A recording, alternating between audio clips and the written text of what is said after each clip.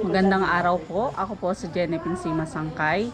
Narito po ako ngayon sa Binbi Integrated Farms, located po sa Barangay Bubuyan, Mataas na Kahoy, Batangas.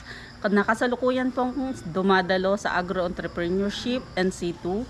Maraming salamat po sa Philippines Coconut Authority na kung saan nabigyan po ako ng oportunidad na makasali po dito sa training ng TESDA, na kung saan po nadagdagan po ang aking kaalaman para sa agriculture entrepreneur. Maraming salamat po.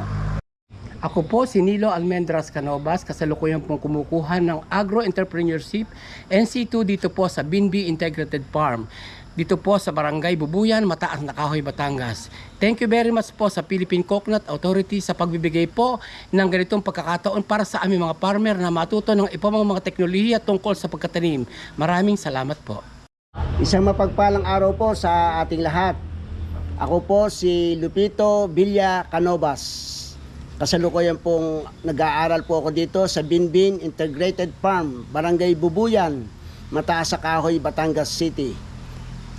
Ako po ay nagpapasalamat at napabilang po ako dito sa TESDA, Agro-Entrepreneurship NC2.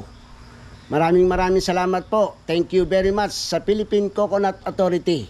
At ako ay napabilang at ako po ay nagkaroon ng pagkakataon na makapag-aral dito. Maraming salamat po. God bless po sa ating lahat. Para po sa TESDA at sa Philippine Coconut Authority, Maraming salamat po! Mabuhay!